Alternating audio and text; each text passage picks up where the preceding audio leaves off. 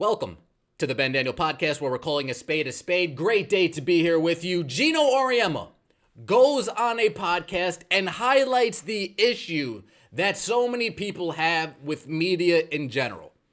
When media gets the opportunity to interview coaches, players, GMs, former players, former coaches, and there are clear elephants in the room, when those elephants don't get addressed, that is an issue that the media continues to have. I'm tired of these ex-coaches and ex-players having a podcast and being too concerned about their own personal relationships that they fail to actually do what these podcasts are designed to do. That's bring new information to the viewing audience, bring new perspectives to the viewing public. Instead, they allow these players and coaches and their buddies to get on their platform, spew a whole bunch of nonsense, and never be held accountable again. The smallest example, Cheryl Swoop. We are still waiting for an apology, Cheryl. We are still waiting for an apology. But off that, Geno Auriemma, you went on an entire campaign talking about how Caitlin Clark will survive in the WNBA. Talking about how her fans are delusional for comparing her to Diana Taurasi. Talking about how the league is too physical. Talk about how the rookie class isn't generational. And every appearance that you've made since then, whether it's on an interview, whether it's on a podcast, you have failed to address the elephant in the room. And those media members and those podcast hosts and those interviewers have failed to ask you questions that force you to address the elephant in the room. This is the problem with the sports media landscape today. If anybody forgets what Geno Auriemma said on the Dan Patrick Show, let me give you a quick refresher, and then we'll double back and talk about it some more. Whereas most things are in the middle.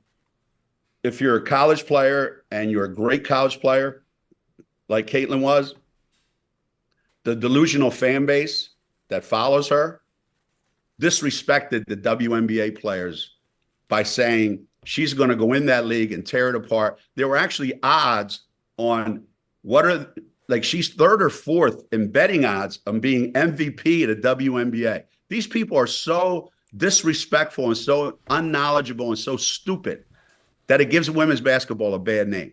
Okay, so the kid was set up for failure right from the beginning. So if you're a WNBA player, and believe me, I've coached the best, and I've pissed them off a lot, and they let me know about it. But they were tremendously disrespected. And none of them are going to say it. But human nature is, okay, this kid's coming into the league. And Diana said it best. This kid's in for a rude awakening. And they all jumped over her, but they didn't read the whole thing that she said. But nobody's printing. Diana Taurasi was right. Boom! We'll stop that right there before we get back to this. Caitlin Clark finished third or fourth in MVP odds. Finished fourth in MVP voting. Wow! Huh. That's very interesting. But have no fear, because Geno Auriemma recently went on a podcast where he ignored all of this, where he wasn't asked about any of this. This is an issue that people should have with sports media. Instead of giving credence to these podcasts, instead of giving credence to these episodes, we need to be asking, why aren't we asking tough questions? Why aren't we asking Geno what he thinks about Caitlin Clark now? What he thinks about how he completely misinterpreted the impact she would have on the league, misjudged the impact she would have on the league. None of this is coming out. None of this is being asked about. None of this is being said. What else did Geno Auriemma say on the Dan Patrick Show? Clark is handling this. I think she's handling great. I think she talks a lot of and she gets a lot of back. So she deserves everything she gets because she gives it as good as she gets it.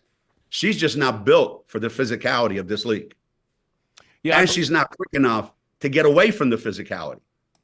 She's not built for the physicality of this league. She's not quick enough for the physicality of this league. Meanwhile, you put little ass Kalia Copper on her. She's taking her ass to the paint, scoring on her every single time.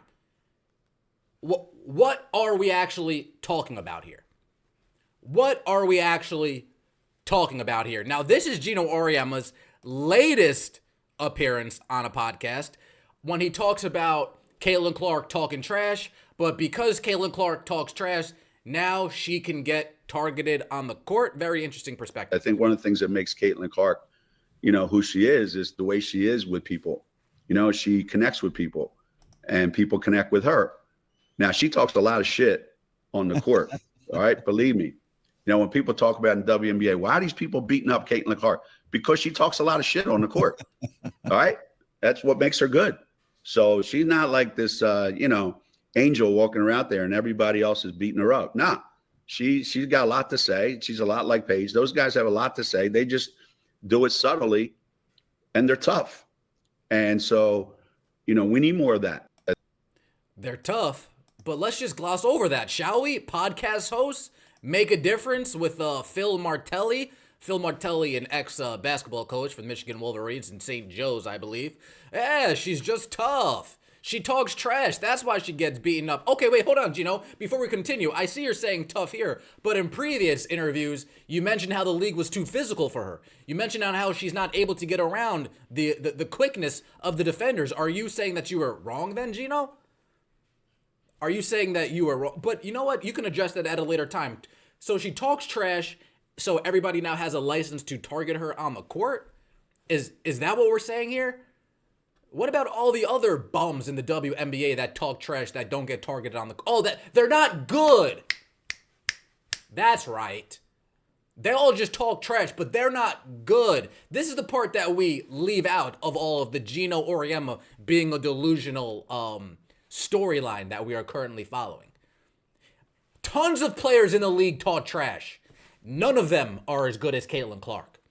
One more time for the people in the back. Tons of players in this league talk trash, just as much as Caitlin Clark. None of them are as good of a ball player as Caitlin Clark. So damn, you're going to talk trash? You're white and you're better than me? Oh, now I'm targeting you.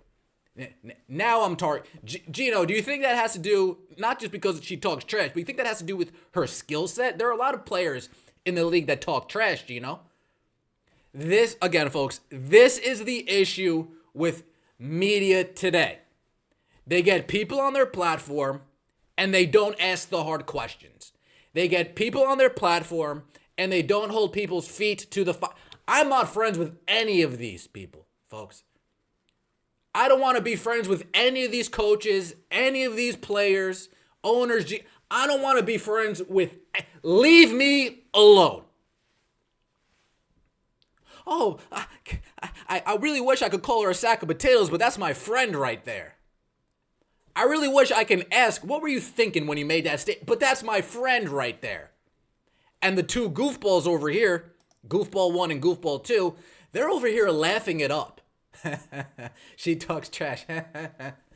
Again, folks, that is the issue. Geno Auriemma, months ago, goes on the Dan Patrick Show, calls out all of her fans, calls out her skill set, says people are crazy thinking that she can make a difference. She talks too much trash. She's not like Diana Taurasi at all. Reality's coming. There's no way she's going to finish in the top in MVP voting, and she does literally the opposite of everything I just named.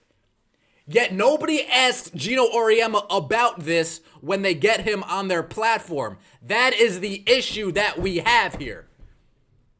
And no offense to you, Phil, you're just the latest podcast. You're just the latest news channel. You're just the latest platform that has had Geno Auriemma on their platform and has lacked the ability, lacked the integrity to actually ask tough questions. That's okay. Geno, come on the Ben Daniel podcast, Geno. And I'll ask you the questions that you're too scared to answer. I'll ask you the question that none of these other platforms have the balls to ask you. But then we now talk about impact. Then we start talking about impact. Point is, where are we going next? And if we think that, one kid, one Caitlin Clark is going to be enough to take this where it needs to go, it's not. or one-page Beckers. It's not. What they do is they show you the way. They show you what's possible. And then the people that run the operation have to now capitalize on it. And then the younger generation, the high school people, have to prepare these kids so that when they get to college, we have something good to work with. And then we send them up to the WNBA, and then they have something good to work with. And it just keeps growing and growing and growing. So it still comes back to those of us that are in charge of the game. Are we making the game better every day? Are we making our players better every day? Geno, are you making the game better every day, Geno? Are these interviews where you downplay the biggest star the WNBA has ever seen, does that make the game better? Does that push the game forward? Every time we turn on a new Geno Auriemma interview and you're talking about how good Paige is and not how good Caitlin, does that push the game better? Every time you ignore the face of the league, does that push the game better? Every time you downplay her accomplishments, does that make the game better? Every time you try to say to the fans, hey fans, what your eyes are telling you is completely wrong. Listen to me. I've been doing this forever. I'm right. You're wrong. Does that make the game better? Does that push the game forward? No. No, no, no, no, no, no, no, no, no. Again, that's the issue that we have with the media. They don't want to ask these questions, folks. They ask a question, you ramble on, you say whatever nonsense you want to say, and then we move on to the next topic. We ask you another question, you ramble on, you say whatever nonsense you want to say, then we move on to the next topic. I'm telling you guys, all these interviews over here would be one and done. One and done. I will hold feet to the fire, folks. It is what it is. Feet to the fire. And you know, I come with the numbers. You know, I come with the analytics. So you can say, oh, but this and Let me show you the numbers, Geno. Let me show you the numbers on how wrong you are. Let me show you the numbers on how incorrect you were in your assessment of the situation. Let's listen to Geno talk about Caitlin Clark before she smacked them up in the Final Four. Maybe we'll get a little bit of a thought on, maybe her just kicking your ass in the Final Four is why you don't like her so much. I hope Caitlin Clark had a personal agenda against LSU. And I know there's nothing personal between me and her, so I don't need to be seeing her drop 50 on us next weekend, you know? So I love her. I think she's the best player. Forget I ever said Paige is the best player in the country. I think she's the best player of all time. I don't know who ever said that I said that Paige is the best player in the country. Now, yes, Geno was saying this tongue-in-cheek, but you know what they say, folks. There's truth in every joke. There's a bit of truth in every joke. Caitlin Clark, the best player in the country. Truth. Best player of all time. Truth. Now you saying it tongue-in-cheek is like, Caitlin, please don't come for me. I'm saying you're the best. Don't come for me, please. Don't drop 50 on us. But she didn't drop 50, but she still walked out of there with a W. She still walked out of there with a win. I'm not sure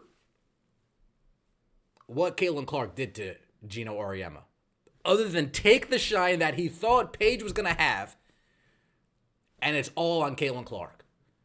The popularity that you thought Paige was going to get, it's Caitlin Clark's. The superstardom that you think Paige was going to get, that's Caitlin Clark's. Folks, doing this on TikTok doesn't make you a superstar. I'm sorry.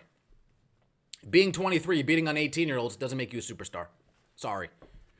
Holding off for a fifth year in college so you can now go number one instead of number two doesn't make you a superstar. Sorry. It doesn't. It doesn't. But don't take my word for it. Take Nick Wright's word for it. He talked a little bit about Geno Auriemma, saying, Geno, stop being so spiteful, man. What does bother me is some of the people I deeply respect, their basketball credentials, their basketball history, their commitment to basketball and women's basketball, I think have really not covered themselves in glory with some of this commentary. And I'm going to read you a quote, Colin, if I may, from, again, this person might know more about the W, about women's basketball than any person who's ever lived, and that's Geno Auriemma. Geno Auriemma was on with my pal Dan Patrick a couple months ago when the Fever were struggling. And this was the quote. "This kid's on the wrong team. She's got the wrong skill set to handle the physicality in the league, and she's a rookie. This rookie class isn't even one of the best classes in the last 10 years. Crazy. She's just not built for the physicality of this league. She's not quick enough to get away from the physicality." End quote. Geno, just say you're a UConn guy and you thought this was going to be Paige and instead it's Caitlin. Like, Simple as that. Just say you're a UConn guy. You thought it was going to be Paige, and instead it's Caitlin. Man, not a generational rookie class. Can you believe that? We have Caitlin Clark led the league in assists. If Angel Reese didn't get hurt, she would have led the league in rebounds. If Cameron Brink didn't get hurt, she would have led the league in blocks. What are these people talking about? What are you talking about, Geno? And again, no disrespect to you, Phil. I get it. He might be a buddy of yours. Then what difference are we making? Why is your podcast name Making a Difference? What difference are we making if we're just allowed to spew lies? Huh? What difference are we making if we're not actually holding people accountable? The only way to make a difference is to hold things accountable. If I act out for a week and I don't get held accountable, there will be no difference in my behavior. If I act out and within hours of me acting out, I get held accountable, there will be a quick difference in my behavior. I'm tired of watching these people go and talk garbage and nonsense only to never be held accountable for them acting crazy. Only for them never to be held accountable of them speaking delusionally. Only for them never to be held accountable for them being so wrong in their takes. Only for them never to be held accountable for being haters.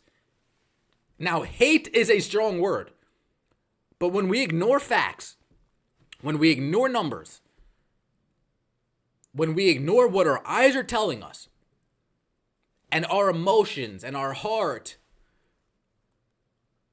doesn't let us to actually acknowledge the facts in front of us, the facts presented, that makes you a hater, folks. It is what it is. It's the Ben Daniel Podcast, where we're calling a spade a spade. Let me know what you think in the comment section below. I am tired of people not holding others accountable. I'm tired. This is the WNBA landscape and the women's basketball landscape that I've found myself into. There is a select few of us, and you guys all know who you are. It's the YouTube crew. You guys know the YouTube crew. You guys make it's the YouTube crew. That we don't have allegiances to these people. We come here, we turn on our cameras, we turn on our mics, and we say what it is. We call a spade a spade. We talk about facts over feelings. We salute our 19. We call them white sheets. We call it like we see it. And we want to see media that has these big platforms on TV and ESPN and Fox and Bleacher Report and FanZone and FanDuel and DraftKings and all these other platforms, The Ringer. We want to see them when they get these interviews to actually ask questions that people want to hear, that people want the answers to. Hey, Geno, real quick, before we even get into this, let's just talk about some of these old takes. They aged horribly. Can we just address some of them in the room before we move forward? And I don't care if that ruins your personal relationship and now he won't call you once a year to get whatever he needs out of you. I don't care.